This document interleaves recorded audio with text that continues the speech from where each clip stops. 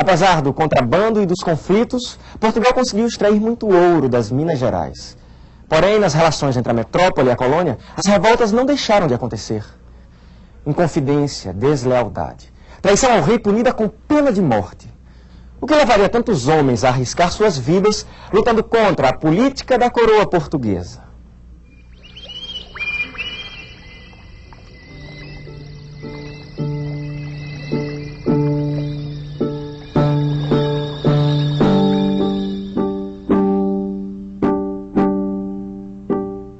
Imagine a TV viajando no tempo para mostrar o passado. Imagine a vida, as pessoas, os sonhos de outras épocas. Imagine tudo isso como era há alguns séculos. 500 anos de Brasil Colônia na TV. Episódio 8, Segredos da Inconfidência. Em 1750, Dom José I foi coroado rei de Portugal. Escolheu como ministro o Marquês de Pombal, um homem capaz de causar grande polêmica na sua atuação. Vamos reformar umas coisas por aqui. Boa parte do ouro que extraímos do Brasil só está servindo para conter as revoltas nas áreas de mineração. E tem que ser contidas mesmo. Não podemos deixar a corda solta. Bobagem! Se queremos que os brasileiros colaborem, temos que ser mais flexíveis com eles. Vou até escolher alguns deles para trabalharem conosco na administração.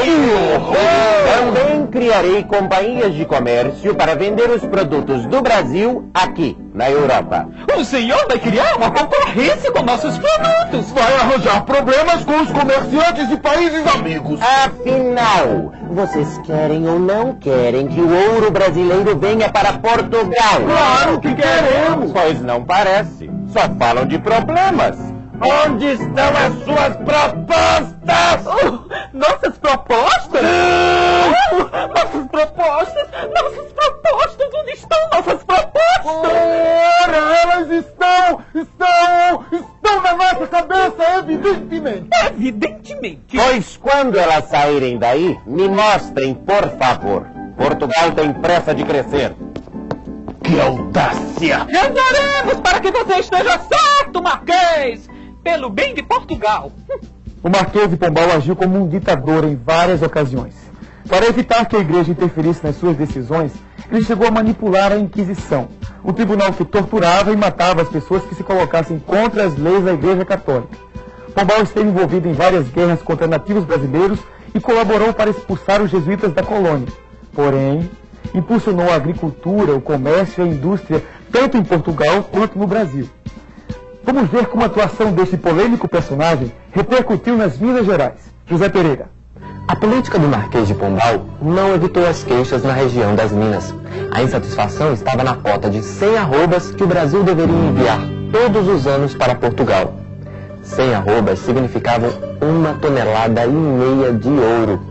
Se esse valor não fosse alcançado nas casas de fundição, os mineradores teriam que completar o que faltasse. O ouro das minas está diminuindo, já notou? Notei. Não está tão fácil de achar como antes. O pior é que Portugal não quer baixar a cota. Já estou devendo uma fortuna. Ainda bem que o Marquês de Pombal aceita a rolagem da dívida. Pois é. Se a coroa resolvesse cobrar tudo de uma vez, eu estaria frito. Você e todos nós. E chegaram os dias em que a cota não foi mais atingida. Com o passar dos anos, a dívida com a coroa foi aumentando assustadoramente. O próprio sistema financeiro das Minas, onde quase tudo era comprado a prazo, ficou paralisado. Todos estavam endividados. Enquanto isso, chegavam ao Brasil notícias do que acontecia com outras colônias pelo mundo afora. Vocês estão sabendo? As 13 colônias da América do Norte se declararam independentes da Inglaterra.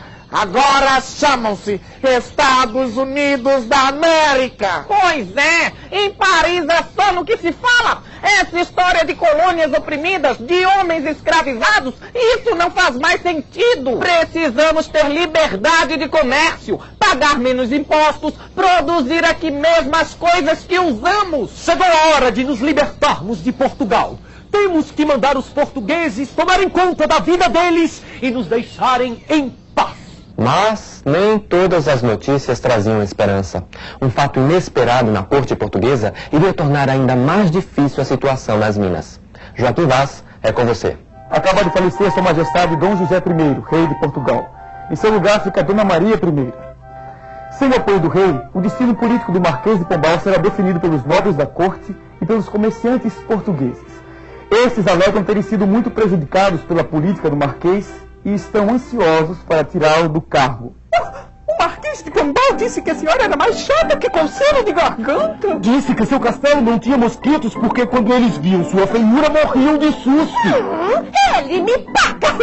Besteira, majestade! Demonstre a sua bondade. Basta tirá-lo do cargo de primeiro-ministro. Está tirado! Faltou uma coisitica de nada, majestade. É que o Marquês não seguiu nossos conselhos sobre como administrar as Minas Gerais. O povo de lá faz o que quer com o nosso ouro. Ouro! Adoro ouro! Pois então, Esse pessoal das Minas precisa deixar de ser besta. tem que mandar mais ouro para fazer a senhora feliz. Vamos dar um aperto naquela gente. Apertem! Podem apertar! Apertem todos bem apertadinho! Ah, e também seria bom acabar com as manufaturas que eles têm. Manufaturas de quê? De vários produtos, majestade, principalmente tecidos. Esses produtos prejudicam o nosso comércio e acabam com os nossos lucros. Proíba essas manufaturas, majestade. Deixe só as mais simplesinhas. São aquelas que fazem pano de estopa. Algodão grosso para fazer roupa de escravo. Vá, majestade, por favor. Por favor, por favor. Ai, tá bom! Feche! Feche tudo naquele fim de mundo! Feche tudinho! A colônia entrou em crise. A dívida com Portugal já alcançava quase 9 toneladas de ouro. Surgiu a ameaça da derrama. O que é derrama, uai? É a cobrança de todas as nossas dívidas de uma só vez. E se a gente não pagar? Cadeia. E ainda tomam tudo que a gente tem. É muito sério. Aumentou a intolerância da administração portuguesa nas Minas. Choviam denúncias de corrupção, abusos e violência das tropas. Em 1788, Portugal enviou o Visconde de Barbacena para governar a capitania e verificar por que a arrecadação de ouro estava diminuindo. Visconde, o senhor vai mesmo aplicar a derrama? Derrama? Quem disse isso? Sem comentários, sem comentários! É claro que o Visconde só está aqui para lançar a derrama, meus amigos. Até quando teremos que viver no medo e na dor? Não podemos mais continuar aceitando o domínio de Portugal sobre uma terra que é nossa. Esse alferes fala demais. Não sei como ainda não foi preso. As autoridades preferem dar a impressão de que ele é um maluco qualquer falando besteira. Pudera, o que ele diz faz sentido e pode nos beneficiar também. Eu e você estamos devendo uma fortuna a Portugal. Se houver independência, a dívida deixará de existir. É verdade! E como somos poderosos, depois da independência, poderíamos fazer novas leis que nos tornassem ainda mais ricos! Estou começando a gostar dessa história. Ouvimos seu discurso, alferes, e estamos impressionados. Que tal se nos encontrássemos para conversar mais sobre o assunto? Coincidência, poeta. Hoje à noite reuniremos alguns amigos na casa do tenente-coronel Francisco Andrada. Apareça por lá. Desculpe o atrevimento, alferes. Nós também ficamos encantados. Se importaria se fôssemos a essa reunião também? Os senhores? Que interesse poderiam ter? São portugueses, não? Somos mais brasileiros do que você imagina. Também não concordamos com o que Portugal faz por aqui. Podemos ajudar, afinal, apesar das dívidas, ainda somos muito ricos. Então, está bem. O movimento que seria chamado de Inconfidência Mineira estava ganhando forma. As reuniões começaram a acontecer com maior frequência e tornaram-se cada vez mais secretas e perigosas. Conheço gente em toda parte. Vou buscar o apoio que puder. Mas vá com calma, viu, Tiradentes? Você fala demais. Não é bom ficar provocando os portugueses numa hora destas. Macedo garantirá o dinheiro. Padre Rolim e Padre Toledo vão trazer as tropas que ajudarão a tomar o poder. Então proclamaremos a República e ficaremos livres de Portugal para sempre. São João del Rei será nossa capital. Faremos de Vila Rica uma cidade universitária, onde os jovens brasileiros possam estudar sem precisar ir para a Europa. Construiremos fábricas, venderemos ferro, tecido, pólvora e muito mais. Libertaremos todos os escravos. Isso não, meu filho! E minhas terras? Quem é que vai trabalhar de graça para eu ficar mais rico? Se for para libertar escravos, eu não quero. E sei de muita gente que não quer. Depois a gente vê essa questão dos negros. Temos que decidir a data da revolta. Quando será? No dia em que for lançada a derrama, o povo ficará tão furioso que lutará do nosso lado. E quando o governador vai lançar a derrama? Ninguém sabia ao certo. A verdade é que o Visconde de Barbacena estava demorando muito para tomar uma decisão. Até que um dia convocou todos os contratadores e exigiu que eles pagassem suas dívidas.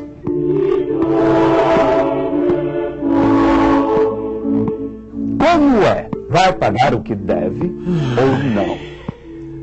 Sabe o que é, senhor Visconde? Se o senhor prometer que vai perdoar as minhas dívidas, eu lhe conto uma coisa que eu sei. Que coisa será esta? Tem que ser muito importante. Se o senhor não achar importante, poderá quebrar a promessa se quiser. Está bem assim? Está. Se o segredo for importante, prometo perdoar suas dívidas. Ao saber de todos os detalhes do plano dos Inconfidentes, Barbacena suspendeu definitivamente a derrama, enfraquecendo o movimento. Em seguida, mandou prender todos os envolvidos e estabeleceu uma devassa, uma espécie de processo para investigar e registrar tudo sobre a conspiração. O Visconde cuidou de controlar os processos para proteger os contratadores. Os demais Inconfidentes seriam punidos com a morte, ou então enviados para uma prisão na África. O Tiradentes já confessou. Não, senhor! Ele insiste em dizer que não sabe de nada. O que devo fazer, senhor? Insista também, só mais um pouquinho. Garanto que ele acaba falando tudo o que tem que ser falado. Sim, senhor! Surpreendentemente, Tiradentes acabou assumindo toda a responsabilidade pelo movimento. No final do processo, só ele teve mantida sua pena de morte. Dentre os que foram degradados para a África, alguns chegaram a voltar para o Brasil, graças ao prestígio pessoal ou ao dinheiro de suas famílias.